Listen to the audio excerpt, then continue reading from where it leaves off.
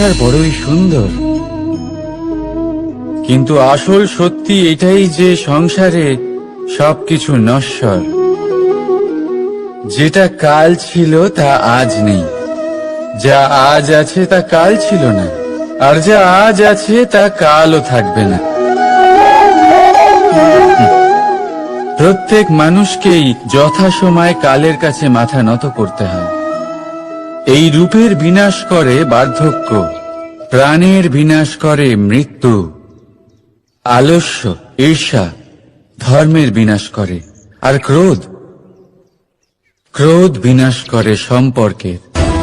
কিন্তু এরকম একটা অনুভূতি আছে যা একাই সমস্ত গুণ বিনাশ করতে সক্ষম হয়, আর সেটা হলো অহংকার।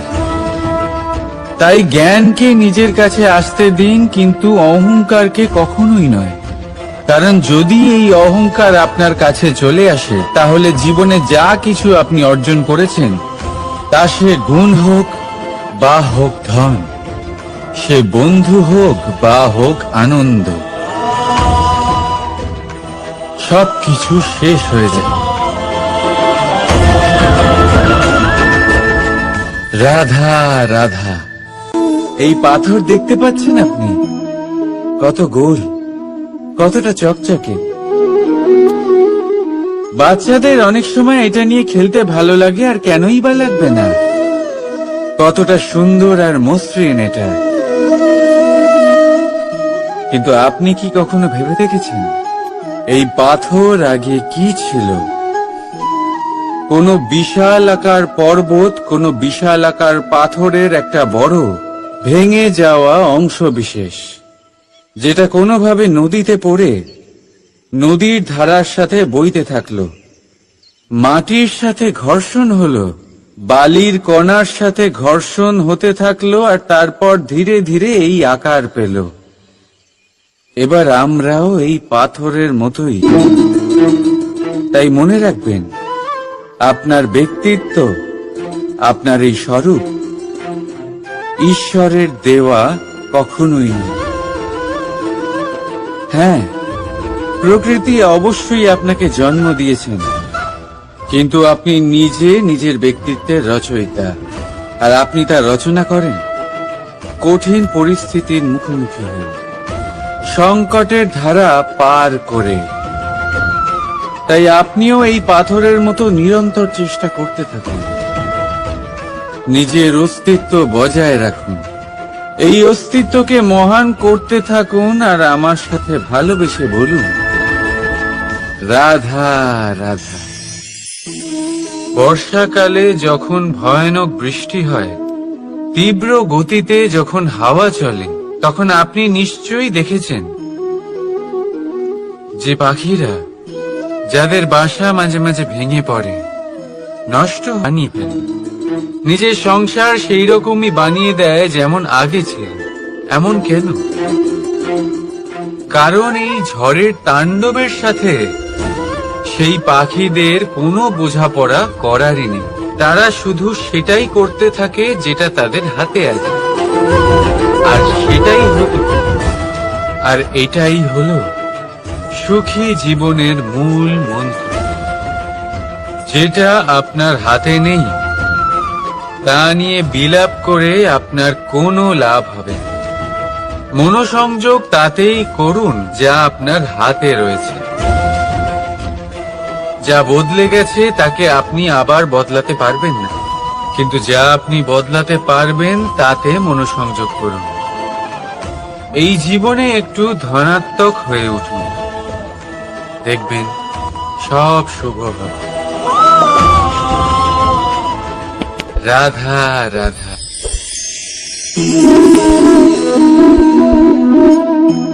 ছোটবেলায় একটা জিনিস আমি কখনো বুঝে উঠতে পারিনি। আমি সবসময় আশ্চর্য হয়ে থাকতাম যে এটা কি করে সম্ভব হতে পারে। ব্যাপারটা ছিল এরকম, আমি আমাদের গোয়াল ঘরে দেখতাম ভিন্ন ভিন্ন রং রূপের গাভী। কারোর রং কালো তো কারোর রং সাদা, কেউ খয়েরি তো কারোর রং বাদামি। এবার আমি দেখতাম কারোর কারোর শিং বড়, তো কারোর এত ছোট যে দেখাই যায় না। কোনো গাভী আকারে ছোট ছিল তো কেউ একটু বড়, কিন্তু যখন সেই সব গাভী দুধ দিত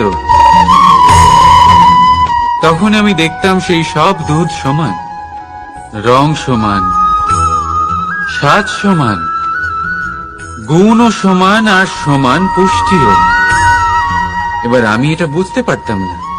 আমার দৃষ্টিতে তো সমস্ত গাভী আলাদা আলাদা ছিল।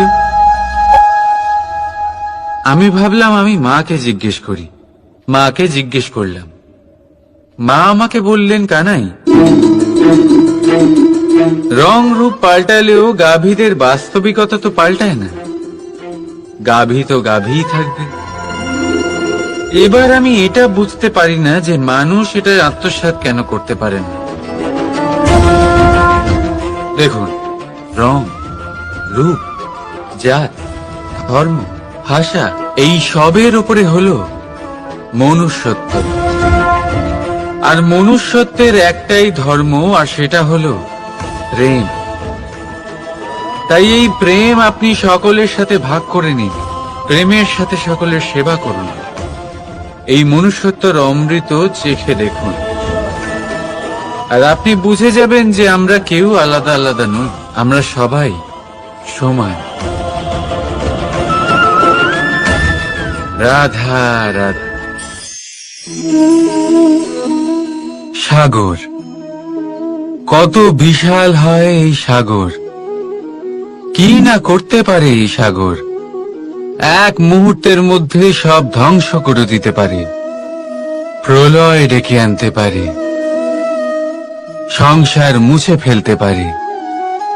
এই সাগর জীবন জ্যোতি নিভিয়ে দিতে পারে। কিন্তু এই সাগর যা মেটাতে পারে না তা হলো একজন তৃষ্ণার্তের তৃষ্ণা। অন্যদিকে এই ঘোড়া, যা এতটাই ছোট যে গোপিনীরা একসঙ্গে অনেকগুলো নিয়ে চলতে পারে, কিন্তু এই ছোট ঘোড়া অনেকের তৃষ্ণা মেটাতে পারে। এবার বলুন, জল সাগরেও আছে, আবার এই ঘোড়াতেও।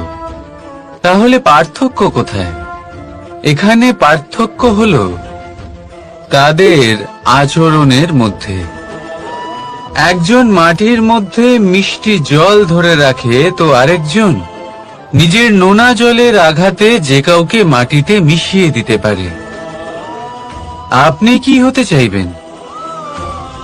সাগরের নোনা জল হয়ে কারোর আশা চূর্ণ বিচূর্ণ করে দিতে, নাকি মিষ্টি জলের ঘোড়া হয়ে কারোর তৃষ্ণা মেটাতে? সিদ্ধান্ত আপনার। রাধা রাধা।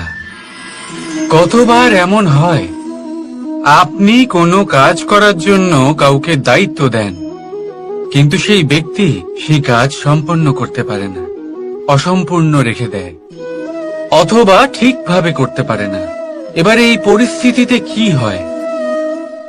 আপনি ক্রুদ্ধ হয়ে যান, তার উপরে আপনি রেগে যান, তাকে তিরস্কার করেন, আর তারপরে সেই কাজ সম্পন্ন করতে আপনি নিজেকেই নিযুক্ত করেন, আর শেষ পর্যন্ত সেই কাজ সম্পন্ন হয়েই যায়। এবার এই বিষয়ে সমস্যা সেই ব্যক্তির চেষ্টায় নয়, সমস্যা আপনি যে সেই ব্যক্তিকে ভরসা করলেন তার ছিল। আমরা অন্যের প্রতি ভরসা করাকে প্রথম পদক্ষেপ বানিয়ে, আর নিজের উপরে বিশ্বাসকে শেষ সম্বল। কিন্তু তার বদলে এটাই হওয়া উচিত যে নিজের উপরে ভরসাকে আমরা প্রথম পদক্ষেপ বানাই, তাকে নিজের সহায় মানতে হবে। যদি আপনি এমন করেন তাহলে পরিণাম আরো সুখকর, আরো আনন্দদায়ক হবে। তাই মনে রাখবেন, এই সংসারে আপনার সব থেকে বড় ভরসা আর কেউ নেই। এই সংসারে আপনার সব থেকে বড় রক্ষাকর্তা আর কেউ নেই, বরং আপনি নিজেই। রাধা রাধা। আসুন আপনাকে একটা প্রশ্ন করছি, সোনা আর লোহার মধ্যে তফাৎ কি? এবার বেশিরভাগ লোকে দেখায় অন্যদিকে লোহা সেই সৈনিকদের ঢাল ও তলোয়ার হয়ে তাদের রক্ষা করে যারা আমাদের প্রাণকে রক্ষা করেন। এই সৈনিক না থাকলে আমাদের প্রাণও থাকবে না। এবারে বলুন, সোনার মূল্য বেশি হওয়াতে কি লোহার মূল্য কমে যায়? কখনোই নয়। ঠিক সেইভাবে এই জীবনে আপনি যতই চেষ্টা করুন, কিছু না কিছু এমন থেকে যাবে যা আপনি কখনোই পাবেন না। আর সেই কারণে নিজেকে অক্ষম মনে করা অনুচিত। হতে পারে আপনার কাছে সেই গুণ আছে যেটা সংসারে আর কারোর কাছে নেই। সেই গুণটাকে চিনুন, সেটাকে বাড়ান আর সেটাকে ব্যবহার করুন। তাই মনে রাখবেন, সংসারে প্রত্যেকটা ব্যক্তি বিশেষ হয়, আর এই সংসারে সবাই সবকিছু পায় না। নিজেই দেখে নিন, সোনাকে যে দোকানে সাজিয়ে রাখা হয় সেই দোকানের তালা লোহা দিয়ে তৈরি হয়। রাধা রাধা। সংসারে সব থেকে বেশি দামি কি, সব থেকে বেশি মূল্যবান কি? কেউ বলবে সোনা। তো ধন খরচ করেও একটা জিনিস আমরা কিনতে পারবো না, আর তা হলো একটা মুহূর্ত। কি হলো? সত্যি সামনে এসে গেল। সত্যি হলো এটাই যে জগতে সব থেকে বেশি মূল্যবান সময়। সেই সময় যেটা আমরা এমনি নষ্ট করে দিই, অকাজে, কখনো কোনো আশাতে, কখনো শোক করে, কখনো ঘটে যাওয়া দিনের কথা ভেবে, তো কখনো ভবিষ্যতের চিন্তাতে। এই সময়ের সদ্ব্যবহার আমাদের করা উচিত। এই সময়ের সদ্ব্যবহার করে আমাদের ধন অর্জন করা উচিত, মহান কাজ করা উচিত, আমাদের ব্যক্তিত্বকে উদার করা উচিত, ভালো কাজ করা উচিত, সকলের সাথে আনন্দ ভাগ করা উচিত। যদি আমরা এই সংসার থেকে চলেও যাই, তাহলেও সময় আমাদের যেতে দেবে না। এখানেই স্থিত করে রাখবে, কারোর না কারোর জন্য প্রেরণা হয়ে, বা কারোর মুখে কৃতজ্ঞতার হাসি ফুটিয়ে। রাধা রাধা। সূর্য। এই সংসারে সব থেকে বেশি তেজস্বী এই সূর্য, সব থেকে বেশি উজ্জ্বল, সব থেকে বেশি শক্তিশালী। কিন্তু আপনি কি কখনো সূর্যোদয় দেখেছেন? এই শক্তিশালী সূর্য কিভাবে উদয় হয়? লাল রঙের আভার সাথে, সৌম্যতার সাথে, শান্তির সাথে উদয় হয়।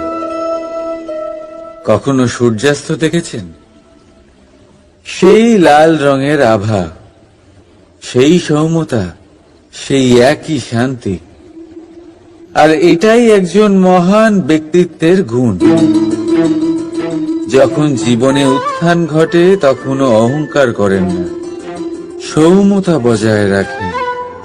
আবার যখন জীবনে ক্ষতি হয় তখনও সৌম্যতা বজায় রাখেন। যদি আপনিও চান সূর্যের মতো আপনি সম্মান পাবেন, তাহলে সূর্যের মতন হন। যখন জীবনে আনন্দ আসে, কুশল আসে, তখন সীমা লঙ্ঘন করবেন না। যখন জীবনে দুঃখ আসে, কষ্ট আসে, বিনাশের পথে অগ্রসর হবেন না। সৌম্য থাকুন, শান্ত থাকুন, সূর্যের মতো চকচক করতে থাকুন। কারণ সব মুহূর্তের মতোই এটাও একটা মুহূর্ত। তাতে আপনি আনন্দ লাভ করুন বা পান দুঃখ, এই মুহূর্ত অবশ্যই চলে যাবে। রাধা রাধা। আপনি ওই কথাটা নিশ্চয়ই শুনেছেন, যখন ভগবান একটা দরজা বন্ধ করেন তখন অন্যদিকে অনেক দরজা খুলে দেন। এবার এই দরজা, এই সমস্ত পথ আমরা দেখতে পাই না, অনেক সময় আমরা বুঝতে পারি না, হারিয়ে যায় সব। কখনো কখনো মনে হয় যে এই কথাটাই মিথ্যে, কিন্তু আসলে তা তো নয়। তাহলে হারিয়ে যায় কেন? কারণ আমরা সময় নষ্ট করি এই দরজার দিকে তাকিয়ে থেকে। ভাবি এই বুঝি দরজা খুলবে, এবার দরজা খুলবে। অপেক্ষা করতে করতে আমরা অনেক সময় নষ্ট করে ফেলি। এত সময় নষ্ট করি যে আমরা দেখতে পাই না, খুঁজে পাই না সেই সমস্ত দরজা আর পথ যা আমাদের জন্য খোলা রয়েছে। যদি খুঁজেই না পাই তাহলে তা ব্যবহার করব কি করে? মনে রাখুন, ভগবান সবসময় আমাদের সাথে রয়েছেন, আমাদের সাহায্য করছেন। এই পথ সব সময় আছে, সর্বত্র আছে। দরকার রয়েছে শুধুমাত্র দৃষ্টির, দৃষ্টিভঙ্গি এবং ভাবনা। এই দৃষ্টিকে বিস্তৃত করুন, এই দৃষ্টিভঙ্গিকে ধনাত্মক করে তুলুন, আর এই ভাবনা, এর সীমা একটু বাড়িয়ে তুলুন। তারপর দেখবেন সব খুঁজে পাবেন। আসলে কি, এই যে ঈশ্বর, এই যে পরমাত্মা, তা আমাদের সাথে রয়েছে, আমাদের মনের মধ্যে রয়েছে। যিনি তাকে মন থেকে চাইবেন, তিনি তাকে মনের মধ্যে অবশ্যই খুঁজে পাবেন। যদি উনি মন থেকে চান পথ খুঁজে পেতে, তাহলে তিনি অবশ্যই পথ খুঁজে পাবেন। তাহলে আসুন আমার সাথে ভালোবেসে বলুন, রাধা রাধা। ধর্ম। আমরা সকলে ধর্মের বিষয়ে কথা বলি, কখনো নিজের ধর্মের বিষয়, আর কখনো অন্যের ধর্মের বিষয়। কখনো আমরা অধর্ম দেখলে সেই বিষয়ে কথা বলি। অনেক রকম আলোচনা হয়, কিন্তু এই ধর্ম আসলে কি, সেটা কি কেউ বোঝে? যদি আমি আপনাকে উত্তর দিই, এই উত্তর সরল। ধর্ম হলো তাই যা মানুষকে অন্য মানুষের সাথে, সমস্ত বিশ্ব সংসারের সাথে আনন্দ সহকারে বাঁচতে শেখায়। সেই জন্য আপনি যদি কখনো কোনো ধর্মীয় স্থানে যান, সেই ধর্মীয় স্থানে গিয়ে আপনার শান্তির অনুভূতি হয়, তাই না? কিন্তু দেখুন, ধর্মের জ্ঞান থাকলেই সেই মানুষ ধর্মের পথে চলতে পারবে এমন কোনো কথা নেই। অনেক সময় সম্পর্কে যখন সংঘর্ষ বেড়ে যায়, তখন ইচ্ছের জন্ম হয়, ক্রোধের জন্ম হয়, অহংকারের জন্ম হয়, আর তারপর বিনাশ হয়ে যায় এই ধর্মের। সেই জন্য দ্বিতীয় সব থেকে গুরুত্বপূর্ণ গুণ যা আমার সারথীর মধ্যে থাকা উচিত, তা হলো ধর্মবীর হওয়া। এবার দেখতে হবে সেটাই যে কে হবে সেই ব্যক্তি যিনি স্বয়ম্বরে নিজের ধর্মে অটল থাকবেন।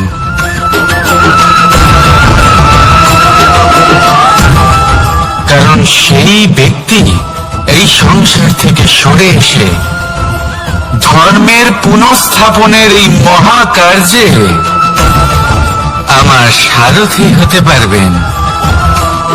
তাহলে আসুন আমার সাথে ভালোবেসে বলুন, রাধা রাধা।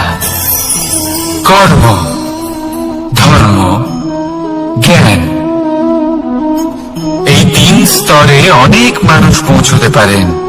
অনেকে এই পরীক্ষা দিয়ে তাতে উত্তীর্ণ হয়ে যেতে পারেন, কিন্তু শিখরে পৌঁছে শাসন তিনিই করতে পারেন যার কাছে এই চতুর্থ গুণটিও থাকে,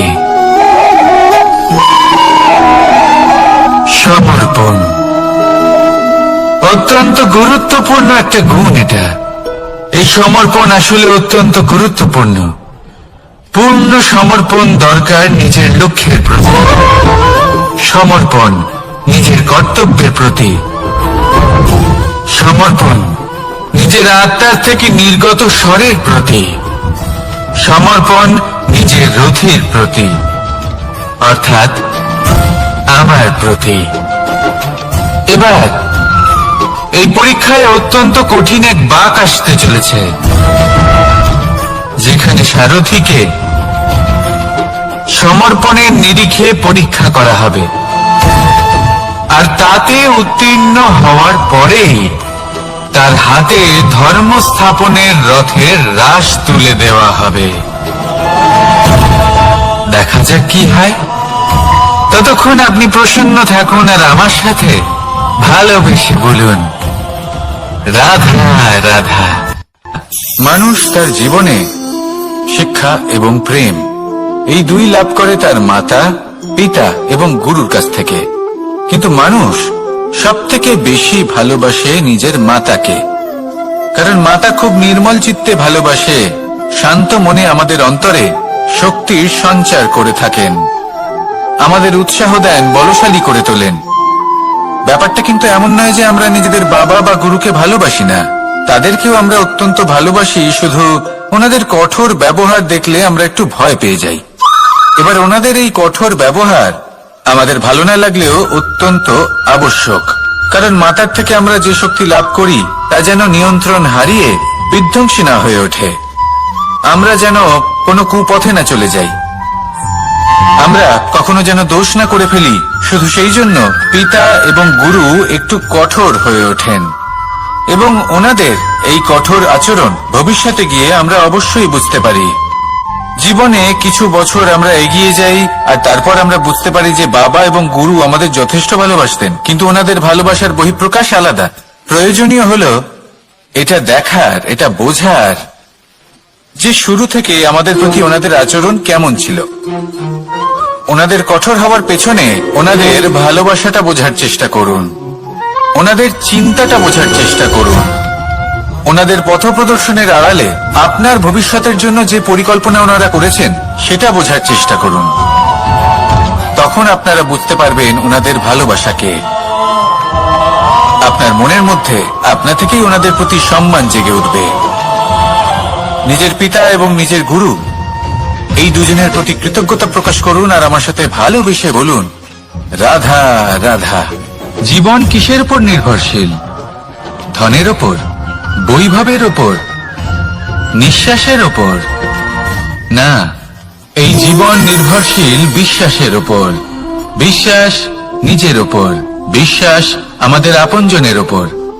কিন্তু যখন এই বিশ্বাস ভেঙে যায় তখন মানুষের মনও ভেঙে যায়, আর তারপর সে অন্য কিছু করতেই পারে না। তখন কি করা যেতে পারে? 3টে কাজ আছে যা আপনি করতে পারেন। প্রথম, ভালোবাসা। যাকে আপনি ভালোবাসেন, যারা আপনাকে ভালোবাসে, ভুল যারই হোক না কেন, তার কাছে ক্ষমা চাইতে কখনোই সংকোচ বোধ করবেন না। দ্বিতীয় হলো বিশ্বাস। যারা আপনাকে ভালোবাসেন, আপনাকে বিশ্বাস করেন, তাদের বিশ্বাস কখনো ভাঙবেন না। তৃতীয় হলো আশা। যারা আপনাকে ভালোবাসেন, আপনাকে বিশ্বাস করেন, তাদের আশা আপনার সাথে জড়িত, তাদের থেকে কখনো কিচ্ছু লুকোবেন না। এই 3টে কাজ করুন আর এই জীবন সুপ্রসন্ন হয়ে বলবে, রাধা রাধা। মানুষের জীবনে 2 ধরনের আবেগ থাকে যা চিরকাল তার সাথে বসবাস করে। প্রথম, স্বপ্ন। দ্বিতীয়, অজুহাত। মানুষ হাজার হাজার স্বপ্ন দেখতে পারে। আমাকে এই কাজ করতে হবে, আমাকে ওখানে ঘুরতে যেতে হবে, আমার জীবনে এই অসম্ভব কাজ বাস্তবায়িত করে দেখাতে হবে, আদি ইত্যাদি। এবার ঠিক যেমন স্বপ্ন দেখেন সেইভাবে অজুহাতও খুঁজে নিয়ে আসেন। আমি এই স্বপ্ন পূরণ করতে পারলাম না, কারণ আমাকে কেউ সাহায্যই করল না, কারণ আমি দুর্বল হয়ে পড়েছিলাম, কারণ আমার কাছে সময়ই ছিল না, আদি ইত্যাদি। এবার সাফল্য এবং অসফলতার মাঝখানে এই ধরনের সংঘর্ষ হতে থাকে। সাফল্য তখন লাভ করা সম্ভব যখন আপনার স্বপ্ন আপনার অজুহাতের থেকে অনেক বড় হয়, আর অসফলতা তখন পাবেন যখন আপনার অজুহাত আপনার স্বপ্নের থেকে অনেক বড় হয়। আপনি যদি সাফল্য লাভ করতে চান তাহলে চেষ্টা করতে থাকুন, পরিশ্রম করুন, যদি অসফল হন তাহলে ভয়ভীত হওয়ার কোনো প্রয়োজন নেই। নিজের ভুল বুঝুন, তাকে শুধরে নিন, আবার চেষ্টা করুন। কিন্তু যদি নিজের জীবনে অজুহাত নিয়ে আসেন, তখন স্বপ্ন কখনো পূরণ হবে না। আসুন আমার সাথে ভালোবেসে বলুন, রাধা রাধা। ভয়ের সাথে আমরা সবাই পরিচিত, কষ্ট আমরা সবাই পেয়েছি। কখনো কখনো আমরা অসুস্থ হয়ে পড়ি, আর এমন সময় হলে মাতার মমতা, কখনো বাবার স্নেহ, কখনো বন্ধুদের পাশে থাকার অনুভূতি আমাদের রোগ নিরাময়ে সাহায্য করে। কখনো যদি আমরা নিরাশ হয়ে পড়ি, তখন যদি আমাদের কোনো আপনজন আমাদের দুটো ভালো কথা বলে, তখন আমাদের মনোবল বেড়ে যায়। ঠিক তেমন সংসারের এই রঙ্গমঞ্চে যদি আপনি পীড়িত অনুভব করেন, কিছু শুভ কথা আলোচনা করুন, কিছু স্তুতি গান করুন, কিছু মুহূর্তের জন্য হলেও নিজের ইষ্টদেবের কথা স্মরণ করুন আর প্রার্থনা করুন। সাহস বাড়বে, শক্তিও বৃদ্ধি পাবে এবং সামনে এগিয়ে চলার পথও দেখতে পাবেন। তখন এই মন প্রসন্ন হয়ে বলবে, রাধা রাধা। কখনো কখনো অন্ধকারের সাথে লড়াই করার জন্য আমরা প্রদীপ জ্বালাই। এতে প্রথমে সলতে রাখি, তারপর তেল ঢালি, তারপর আগুন জেলে এটা প্রজ্বলিত করি। তারপর একটা সময় আসে যখন এই প্রদীপ নিভে যায়। কারণটা কি? কারণ কি এটা যে প্রদীপের প্রকাশমান হওয়ার ক্ষমতা সমাপ্ত হয়েছে? না, এই যে আগুন আমরা দেখতে পাচ্ছি, এই আগুনের জন্য যে শক্তির প্রয়োজন হয় তা আসে এই তেল থেকে। যদি এই তেল সমাপ্ত হয়ে যায়, তাহলে এই প্রকাশ তাও সমাপ্ত হয়ে যায়। আর আমাদের জীবনে এই তেল হলো আমাদের কর্ম, আর এই আগুন আর এর দ্বারা উৎপন্ন হওয়া প্রকাশ আমাদের ভাগ্য। যত আমাদের কর্ম ক্ষীণ হতে থাকবে, আমাদের ভাগ্য সৌভাগ্য কোথাও না কোথাও লুপ্ত হয়ে যাবে। যে উজ্জ্বল ভবিষ্যৎ আমরা চাইছি তা কখনো লাভ করতে পারবো না যদি কর্ম না করি। ঠিক যেমন তেল ছাড়া অগ্নি উৎপন্ন হয় না, তেমনি কর্ম ছাড়া সৌভাগ্য হয় না। যেমন কর্ম তেমন ভাগ্য। তাই সবসময় কর্ম করতে থাকুন, কর্ম করা থামাবেন না। আর আমার সাথে ভালোবেসে বলুন, রাধা রাধা। জীবনে তিনটি বিষয় আছে, তিনটি বস্তু আছে, তারা যেন আপনাকে কখনো বশে না করে নিতে পারে। প্রথম হলো ধন। ধন যতক্ষণ আপনি ব্যবহার করতে থাকেন, যতক্ষণ তা আপনার কাজে আসছে, ততক্ষণ ঠিক আছে, এই ধন আপনার কাছে অমৃত। কিন্তু যখন এই ধন আপনাকে ব্যবহার করতে শুরু করে, বুঝে যাবেন যে আপনার পতনের সময় শুরু হয়েছে। দ্বিতীয় বিষয়, ফেলে আসা অতীত। যাই করুন, আপনি অতীত পাল্টাতে পারবেন না, আর এই সত্যিটা আপনিও জানেন। কিন্তু তাও এর বশবর্তী আমরা হয়ে পড়ি। আর যখন তাই হয়, তখন এই সংসারে আমরা যেখানেই যাই না কেন, যত বড়ই সুখ লাভ করি না কেন, সেই সব আমাদের কাছে তিক্ত বলে মনে হয়। তৃতীয় বিষয়, আপনার আশেপাশের মানুষ ভিন্ন ভিন্ন ধরনের মানুষ হয়, যাদের চিন্তা ভাবনা এবং দৃষ্টিভঙ্গি ভিন্ন ভিন্ন প্রকারের। যদি এদের বশবর্তী আপনি হয়ে পড়েন, তাহলে কেউ বলবে এটা করো, এটা ভালো। কেউ বলবে এটা করো না, ওটা করো, ওটা ভালো কাজ। কেউ বলবে এই দুটোই করো না, অন্য কিছু করো। এই কথাগুলিতে আপনি এতটাই জড়িয়ে পড়বেন যে আপনি লক্ষ্যভ্রষ্ট হয়ে পড়বেন।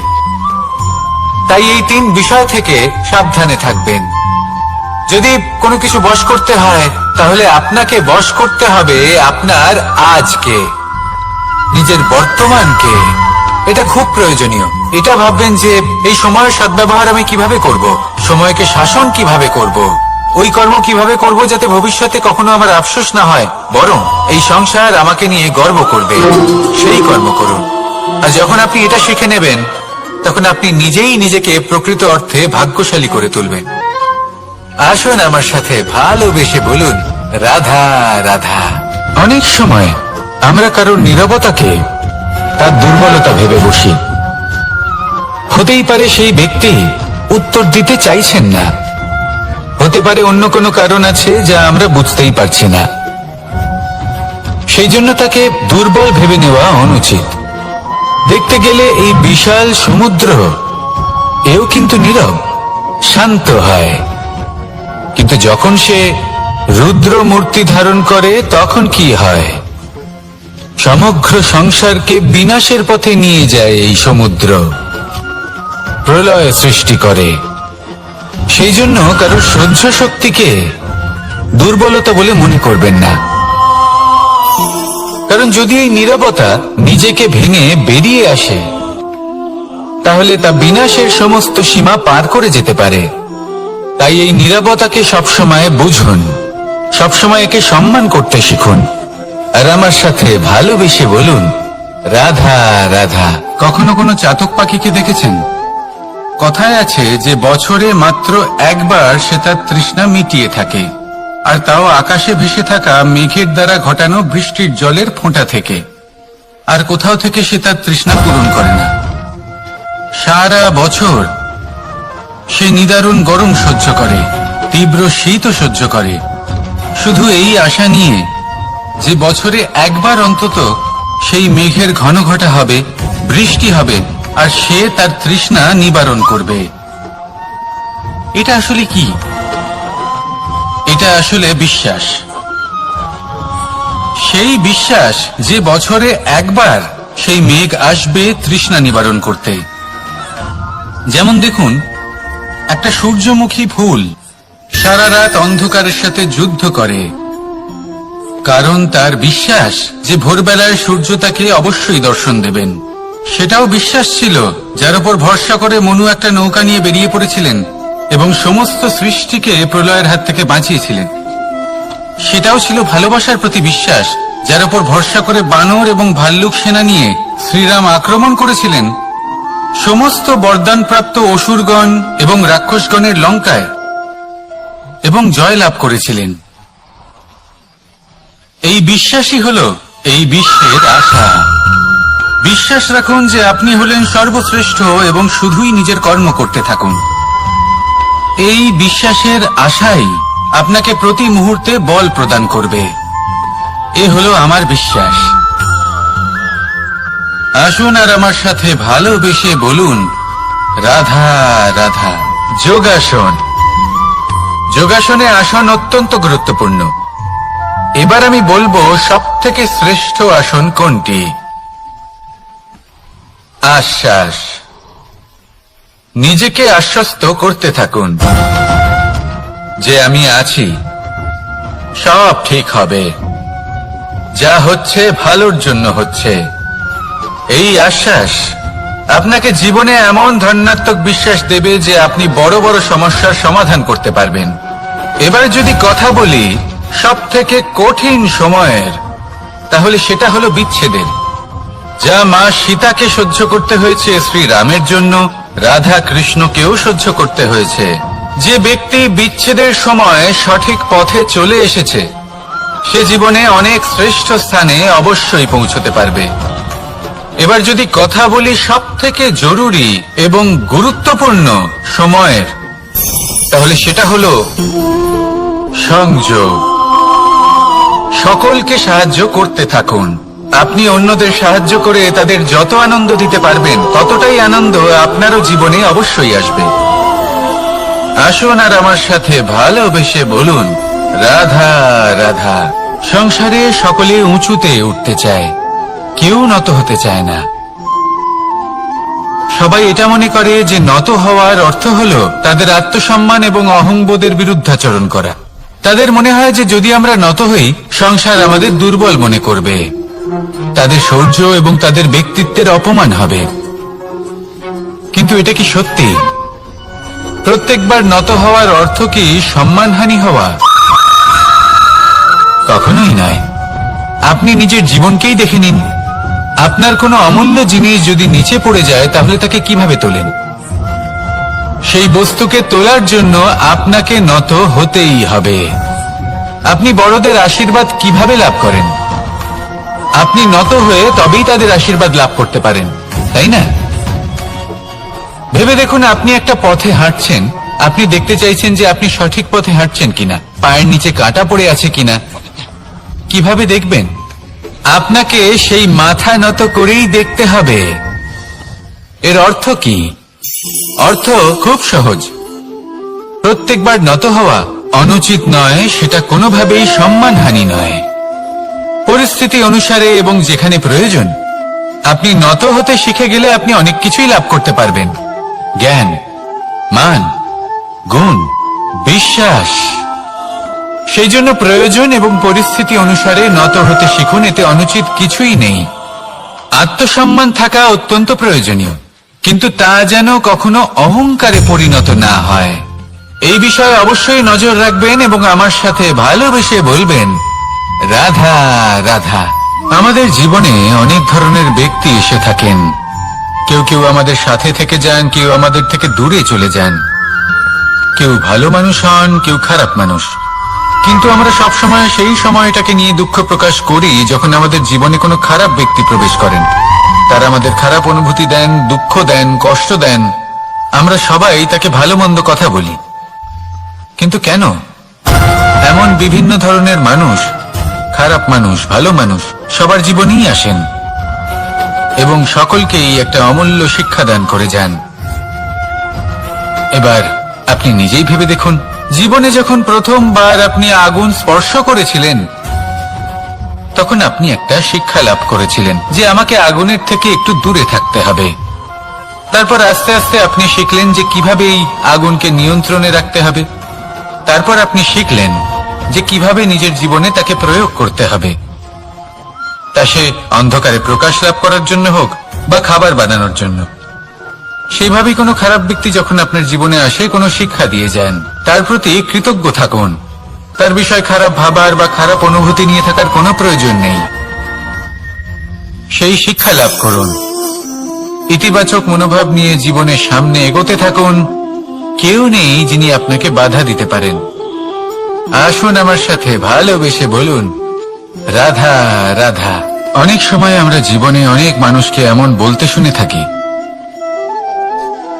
যে আমি অসফল হয়েছি কারণ আমার সময় ভালো যাচ্ছিল না। আমি এই জিনিসটা লাভ করতে চাইছিলাম কিন্তু করতে পারলাম না কারণ আমার সময়টা ভালো যাচ্ছিল না। আমি আমার জীবনে ওই মহান কাজটা করতে চাইছিলাম কিন্তু করতে পারলাম না। কেন? কারণ আমার সময়টা ভালো যাচ্ছিল না। কিন্তু যে মুহূর্তে ভালো সময় আমার জীবনে আসবে আমি সব কিছু প্রাপ্ত করব। এমন প্রায় প্রত্যেকেই বলেন। আসুন একটা কথা বোঝা যাক। একজন মালিকে দেখুন, সে প্রত্যেক দিন গাছের সেবা করে, তাকে জল দেয়, তার যত্ন আত্তি করে। কেন? প্রত্যেক দিন সেই গাছ ফল দেয় না। সঠিক সময় এলে তবেই সেই গাছ ফল দেয়, কিন্তু প্রত্যেক দিন মালি তার সেবা করে, তাকে যত্ন করে। শুধুমাত্র তখন করে না যখন সেই গাছ ফল দিতে সক্ষম। আর যদি মালি গাছের যত্ন প্রতিদিন না করে তাহলে হয়তো সেই গাছ ফল দিতেই পারবে না। এটাই হলো আমাদের জন্য একটা শিক্ষা। যখন সময় আমাদের জন্য অপেক্ষা করে না তখন আপনি সময়ের জন্য কেন অপেক্ষা করছেন? ভালো সময়ের জন্য অপেক্ষা করবেন না। ভালো এবং শুভ কর্ম দ্বারা ভালো সময়কে নিজের কাছে টেনে আনুন। নিরন্তর কর্ম করুন, পরিশ্রম করতে থাকুন। শুভ সময় আপনা থেকেই আপনার কাছে আসবে। আসুন আমার সাথে ভালোবেসে বলুন, রাধা রাধা।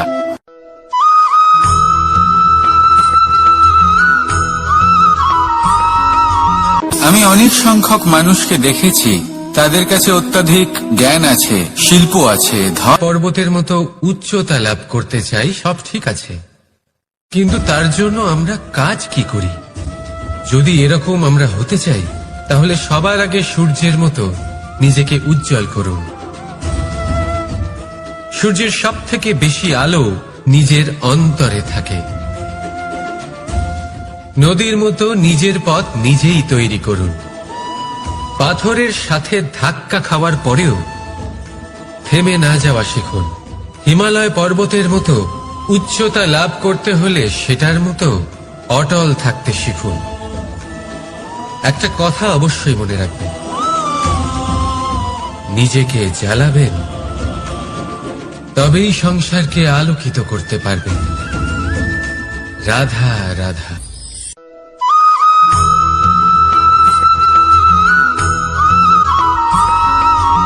অনেক সময় আমরা জীবনে অনেক মানুষকে এমন বলতে শুনে থাকি যে আমি অসফল হয়েছি কারণ আমার সময় ভালো যাচ্ছিল না। আমি এই জিনিসটা লাভ করতে চাইছিলাম কিন্তু করতে পারলাম না কারণ আমার সময়টা ভালো যাচ্ছিল না। আমি আমার জীবনে ওই মহান কাজটা করতে চাইছিলাম কিন্তু করতে পারলাম না। কেন? কারণ আমার সময়টা ভালো যাচ্ছিল না। কিন্তু যে মুহূর্তে ভালো সময় আমার জীবনে আসবে আমি সব কিছু প্রাপ্ত করব। এমন প্রায় প্রত্যেকেই বলেন। আসুন একটা কথা বোঝা যাক। একজন মালিকে দেখুন, সে প্রত্যেক দিন গাছের সেবা করে, তাকে জল দেয়, তার যত্ন আত্তি করে। কেন? প্রত্যেক দিন সেই গাছ ফল দেয় না। সঠিক সময় এলে তবেই সেই গাছ ফল দেয়, কিন্তু প্রত্যেক দিন মালি তার সেবা করে, তাকে যত্ন করে। শুধুমাত্র তখন করে না যখন সেই গাছ ফল দিতে সক্ষম। আর যদি মালি গাছের যত্ন প্রতিদিন না করে তাহলে হয়তো সেই গাছ ফল দিতেই পারবে না। এটাই হলো আমাদের জন্য একটা শিক্ষা।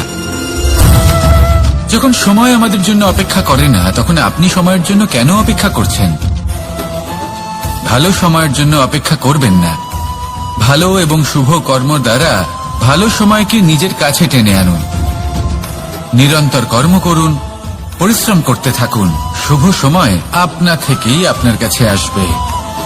আসুন আমার সাথে ভালোবেসে বলুন, রাধা রাধা।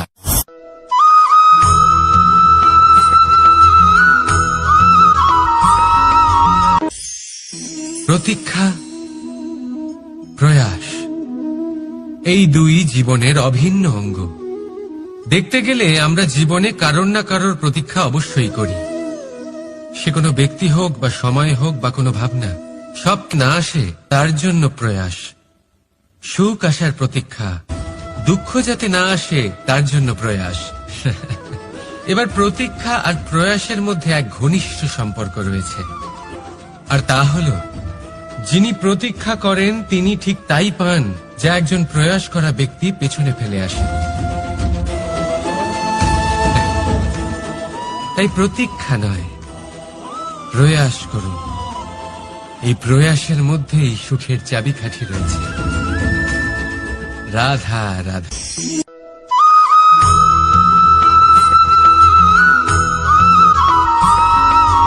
আমাদের জীবনে অনেক ধরনের ব্যক্তি এসে থাকেন। কেউ কেউ আমাদের সাথে থেকে যান, কেউ আমাদের থেকে দূরে চলে যান। কেউ ভালো মানুষ হন, কেউ খারাপ মানুষ। কিন্তু আমরা সবসময় সেই সময়টাকে নিয়ে দুঃখ প্রকাশ করি যখন আমাদের জীবনে কোনো খারাপ ব্যক্তি প্রবেশ করেন। তারা আমাদের খারাপ অনুভূতি দেন, দুঃখ দেন, কষ্ট দেন। আমরা সবাই তাকে ভালো মন্দ কথা বলি। কিন্তু কেন? এমন বিভিন্ন ধরনের মানুষ, খারাপ মানুষ, ভালো মানুষ সবার জীবনেই আসেন এবং সকলকেই একটা অমূল্য শিক্ষা দান করে যান। এবার আপনি নিজেই ভেবে দেখুন, জীবনে যখন প্রথমবার আপনি আগুন স্পর্শ করেছিলেন তখন আপনি একটা শিক্ষা লাভ করেছিলেন যে আমাকে আগুনের থেকে একটু দূরে থাকতে হবে। তারপর আস্তে আস্তে আপনি শিখলেন যে কিভাবে এই আগুনকে নিয়ন্ত্রণে রাখতে হবে। তারপর আপনি শিখলেন যে কিভাবে নিজের জীবনে তাকে প্রয়োগ করতে হবে, তা সে অন্ধকারে প্রকাশ লাভ করার জন্য হোক বা খাবার বানানোর জন্য। সেইভাবেই কোনো খারাপ ব্যক্তি যখন আপনার জীবনে আসে কোনো শিক্ষা দিয়ে যান, তার প্রতি কৃতজ্ঞ থাকুন। তার বিষয় খারাপ ভাবার বা খারাপ অনুভূতি নিয়ে থাকার কোনো প্রয়োজন নেই। সেই শিক্ষা লাভ করুন, ইতিবাচক মনোভাব নিয়ে জীবনের সামনে এগোতে থাকুন। কেউ নেই যিনি আপনাকে বাধা দিতে পারেন। আসুন আমার সাথে ভালোবেসে বলুন, রাধা রাধা।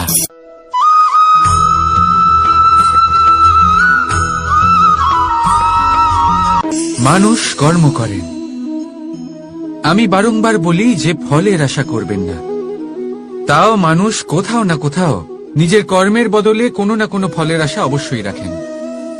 কখনো তিনি সফল হন, কখনো অসফল।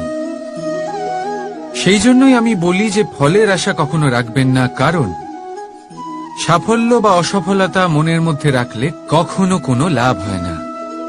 যদি সাফল্য মনের মধ্যে রাখেন তাহলে অহংকার জন্ম নেবে।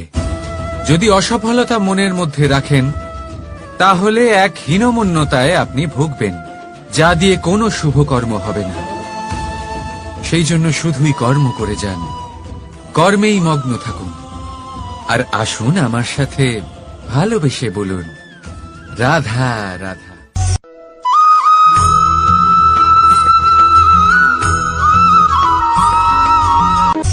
বন্ধু আর শত্রু, প্রত্যেকের জীবনের একটা বড় অংশ এর উপরে নির্ভরশীল হয়ে থাকে। আপনার জীবনে সফলতা আর অসফলতাও এর উপরে নির্ভরশীল। কিন্তু এই বন্ধু এবং শত্রুদের খুঁজে পাওয়ার জন্য আপনাদের বাইরে যাবার প্রয়োজন নেই, কারণ এরা স্বয়ং আপনার ভেতরেই আছে। আপনি যদি বিনম্র থাকেন, যদি আপনি নিরন্তর প্রয়াস করতে পারেন, তাহলে আপনার কোনো বন্ধুর প্রয়োজন নেই। যদি আপনার মধ্যে অহংকার থাকে, যদি প্রতি কথায় আপনার মধ্যে ক্রোধ উৎপন্ন হয়, তাহলে আপনার শত্রুর কোনো প্রয়োজনই নেই। নিজের অন্তরের এই বন্ধু ও শত্রুকে চিনুন, আর আমার সাথে ভালোবেসে বলুন, রাধা রাধা।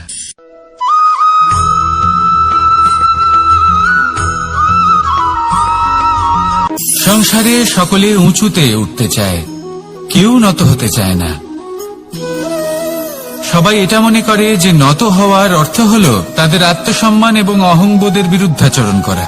তাদের মনে হয় যে যদি আমরা নত হই, সংসার আমাদের দুর্বল মনে করবে, তাদের শৌর্য এবং তাদের ব্যক্তিত্বের অপমান হবে। কিন্তু এটা কি সত্যি? প্রত্যেকবার নত হওয়ার অর্থ কি সম্মানহানি হওয়া? কখনোই নয়। আপনি নিজের জীবনকেই দেখে নিন। আপনার কোনো অমূল্য জিনিস যদি নিচে পড়ে যায়, তাহলে তাকে কিভাবে তোলেন? সেই বস্তুকে তোলার জন্য আপনাকে নত হতেই হবে। আপনি বড়দের আশীর্বাদ কিভাবে লাভ করেন? আপনি নত হয়ে তবেই তাদের আশীর্বাদ লাভ করতে পারেন, তাই না? ভেবে দেখুন, আপনি একটা পথে হাঁটছেন, আপনি দেখতে চাইছেন যে আপনি সঠিক পথে হাঁটছেন কিনা, পায়ের নিচে কাঁটা পড়ে আছে কিনা। কিভাবে দেখবেন? আপনাকে সেই মাথা নত করেই দেখতে হবে। এর অর্থ কি? অর্থ খুব সহজ। প্রত্যেকবার নত হওয়া অনুচিত নয়, সেটা কোনোভাবেই সম্মানহানি নয়। পরিস্থিতি অনুসারে এবং যেখানে প্রয়োজন, আপনি নত হতে শিখে গেলে আপনি অনেক কিছুই লাভ করতে পারবেন। জ্ঞান, মান, গুণ, বিশ্বাস। সেই জন্য প্রয়োজন এবং পরিস্থিতি অনুসারে নত হতে শিখুন, এতে অনুচিত কিছুই নেই। আত্মসম্মান থাকা অত্যন্ত প্রয়োজনীয়, কিন্তু তা যেন কখনো অহংকারে পরিণত না হয়। এই বিষয়ে অবশ্যই নজর রাখবেন এবং আমার সাথে ভালোবেসে বলবেন, রাধা রাধা।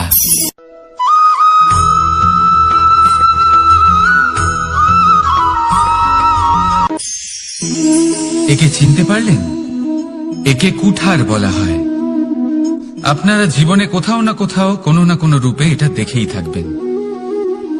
একটা ব্যাপার নিশ্চিত, এই কুঠার ছাড়া কোনো বৃক্ষকে কাটতে পারা সরল নয়।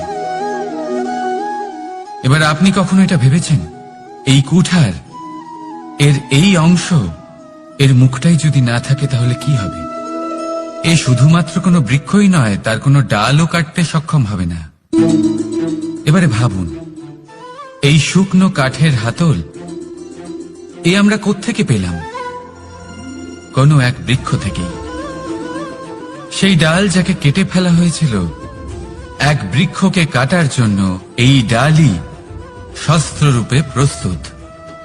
আমাদের জীবনে আমাদের প্রিয়জন, আমাদের আপনজন যখন সময় কখনো কখনো তাদের সঙ্গ না দেয়, যদি তারা দৈন্য দশায় থাকেন, তাহলে তাদের সঙ্গ কখনো ছাড়বেন না। ওনাদের প্রয়োজন শুধুমাত্র মনোবল, তা তাদের দিন। তাদের সাহায্য করা আপনার কর্তব্য। হয়তো তাদের সাথে থেকে আপনার কোনো লাভ হবে না, কিন্তু তাদের দূরে থাকাতে আপনার ক্ষতি অবশ্যই হতে পারে। সর্বদা সাহায্য করুন। সঠিক সময় আসলে তা আপনার সহায়ক অবশ্যই হবে। রাধা রাধা।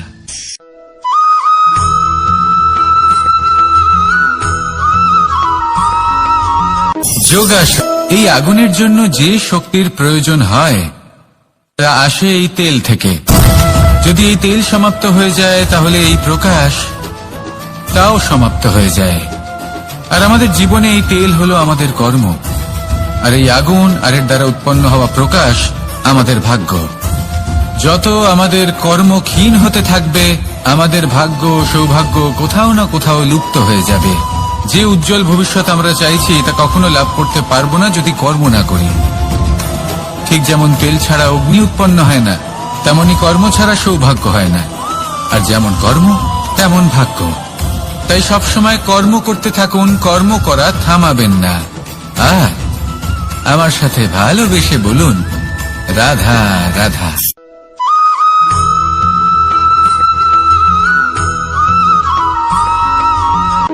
কোন ব্যক্তির ব্যক্তিত্ব কিভাবে তৈরি হয়? আপনার কি মনে হয় যে ব্যক্তি জন্ম থেকে তার স্বভাব নিয়ে জন্মায়, নাকি আপনার মনে হয় যে এই প্রকৃতি ব্যক্তির জন্য তার নিয়তি রচনা করে?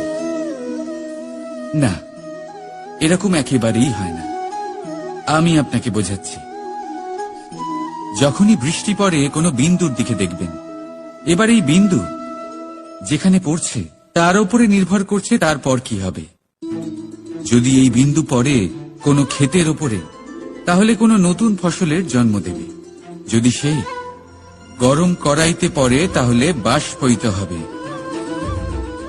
যদি সে কোনো সাপের মুখের ভেতরে পড়ে তাহলে বিষ তৈরি হবে। ঝিনুকের ভেতরে পড়লে মুক্তো তৈরি হবে। যদি কোনো পাতার ওপরে পড়ে তাহলে শিশির তৈরি হবে। একই বিন্দু, কিন্তু তার সঙ্গত তার ভবিষ্যৎ এবং ব্যক্তিত্ব নির্ধারণ করবে। এবার এটা তো শুধুমাত্র এক বিন্দু, তার কাজ হলো শুধুমাত্র পড়া। কোথায় সেটা সেও নির্ধারণ করতে পারে না। কিন্তু আপনি হলেন মানুষ। আপনি বাছাই করতে পারবেন যে আপনার সঙ্গী কারা হবে, কাদের সাথে আপনি মেলামেশা করে বড় হবেন। তাই তা ভালোভাবে করুন, কারণ এই নির্বাচন আপনার হাতে, কারণ এই জীবন আপনার, ভবিষ্যৎ আপনার। এবার আপনি মহান হতে চান কি না তার নির্ণয় আপনাকেই করতে হবে। আসুন আমার সাথে ভালোবেসে বলুন, রাধা রাধা।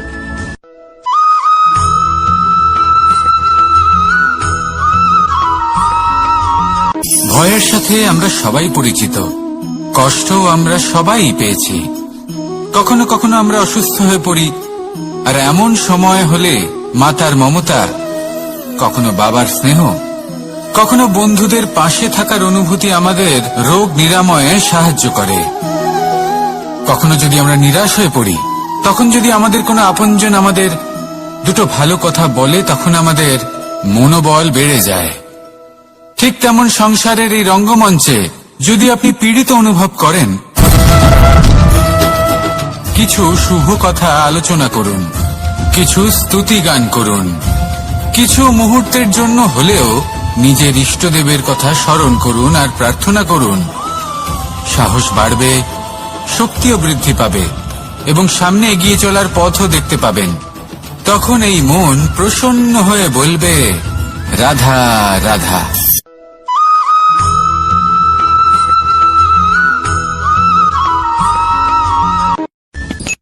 সূর্যের তাপ এতটাই প্রখর হয়, তা সমস্ত বনস্পতিকে শুষ্ক করে দেয়।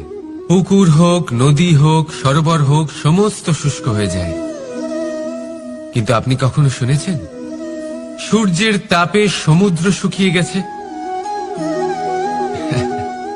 এমন কখনোই হয় না। আর এর পেছনেই লুকিয়ে রয়েছে এক অমূল্য জীবনের শিক্ষা। সমুদ্রের মতো নিজেকে ধৈর্যশীল করে তুললে, নিজেকে সংযমী করে তুললে, সূর্যের তাপ আপনার কোনো ক্ষতি করতে পারবে না। আপনার অন্তর থেকে সেই তাপ বাষ্পায়িত হয়ে মেঘ তৈরি হয়ে সূর্যকে ঢেকে দেবে, আর তারপর হবে শুধু সাফল্যের বৃষ্টি। তাহলে আসুন আর আমার সাথে ধৈর্যের সাথে বলুন, রাধা রাধা।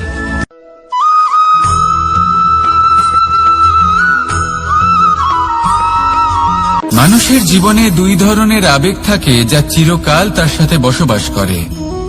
প্রথম, স্বপ্ন। দ্বিতীয়, অজুহাত। মানুষ হাজার হাজার স্বপ্ন দেখতে পারে, আমাকে এই কাজ করতে হবে, আমাকে ওখানে ঘুরতে যেতে হবে, আমায় জীবনে এই অসম্ভব কাজ বাস্তবায়িত করে দেখাতে হবে, আদি ইত্যাদি। এবার ঠিক যেমন স্বপ্ন দেখেন সেইভাবে অজুহাতও খুঁজে নিয়ে আসেন। আমি এই স্বপ্ন পূরণ করতে পারলাম না, কারণ আমাকে কেউ সাহায্যই করল না, কারণ আমি দুর্বল হয়ে পড়েছিলাম, কারণ আমার কাছে সময়ই ছিল না, আদি ইত্যাদি। এবার সাফল্য এবং অসফলতার মাঝখানে এই ধরনের সংঘর্ষ হতে থাকে। সাফল্য তখন লাভ করা সম্ভব যখন আপনার স্বপ্ন আপনার অজুহাতের থেকে অনেক বড় হয়, আর অসফলতা তখন পাবেন যখন আপনার অজুহাত আপনার স্বপ্নের থেকে অনেক বড় হয়। আপনি যদি সাফল্য লাভ করতে চান তাহলে চেষ্টা করতে থাকুন, পরিশ্রম করুন। যদি অসফল হন তাহলে ভয়ভীত হওয়ার কোনো প্রয়োজন নেই। নিজের ভুল বুঝুন, তাকে শুধরে নিন, আবার চেষ্টা করুন। কিন্তু যদি নিজের জীবনে অজুহাত নিয়ে আসেন তখন স্বপ্ন কখনো পূরণ হবে না। আসুন আমার সাথে ভালোবেসে বলুন, রাধা রাধা।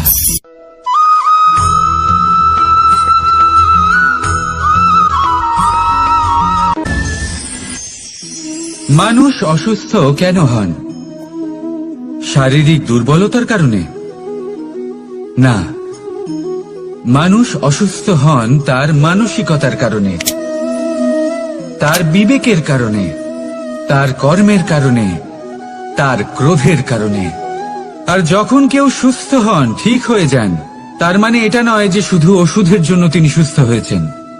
না, এটা কারোর তার প্রতি প্রেমের প্রভাব, বিশ্বাসের প্রভাব, সম্বলের প্রভাব। শুধুমাত্র ওষুধ দিয়ে কিছুই হয় না।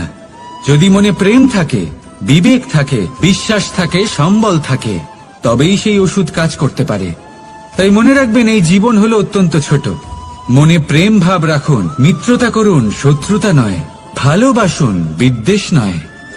আর এই ভালোবাসার সাথেই বলুন, রাধা রাধা।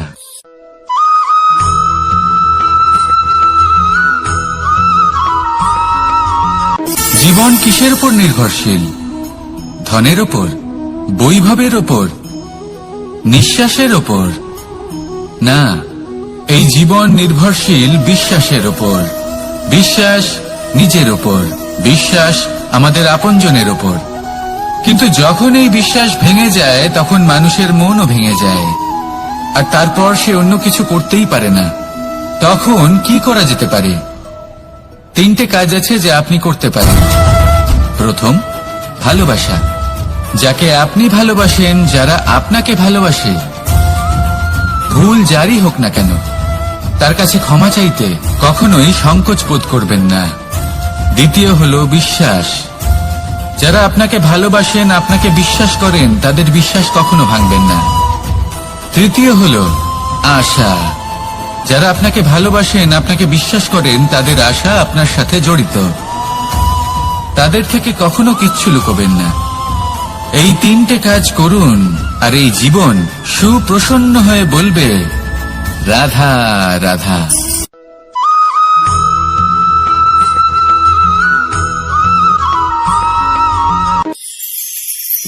মানুষ জীবনে সব সময় চিন্তা করে, ভাবতে থাকে যে তার জীবনে কতই না সমস্যা। তারপরে নিজের আশেপাশে দেখে আর ভাবে যে সবাই কত প্রসন্ন, শুধু আমার জীবনেই সমস্যা আছে।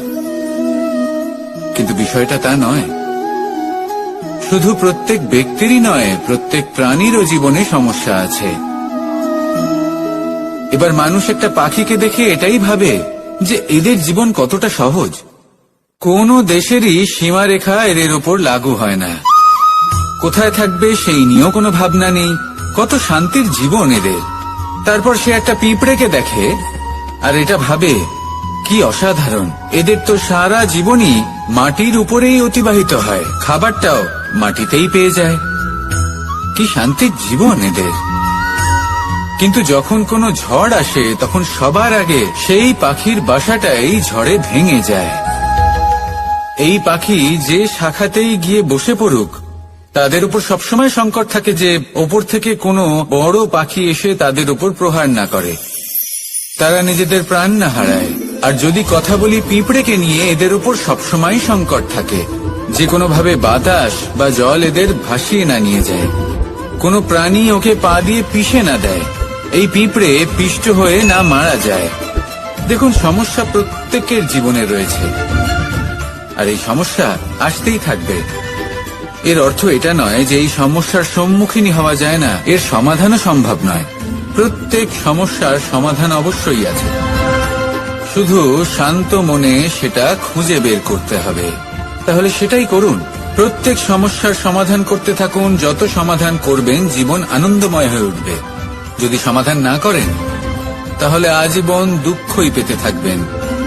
আসুন আমার সাথে ভালোবেসে বলুন, রাধা রাধা।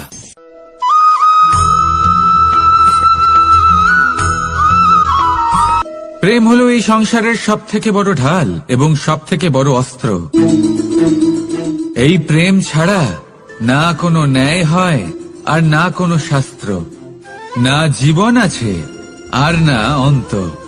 এবার যদি এই প্রেম মনের মধ্যে বাস করতে শুরু করে তাহলে কখনো কোনো সমস্যাই হবে না, আর যদি হয়েও থাকে তাহলে তা স্থায়ী হবে না। এই প্রেম কি না করতে পারে? এই প্রেম সমস্ত সমস্যা মিটিয়ে ফেলতে পারে, আপনার মনের মধ্যে অহংকারকেও বিনাশ করে দিতে পারে, আপনাকে সাক্ষাৎ ঈশ্বরের সাথে দেখা করাতে পারে। তাই প্রেমের দ্বারা প্রয়াস করতে থাকুন। এই সংসারের প্রত্যেক মানুষকে, প্রত্যেক বস্তুকে, প্রত্যেক জীব জন্তুকে ভালোবাসবেন, আর এই প্রেমের দ্বারাই বলুন, রাধা রাধা।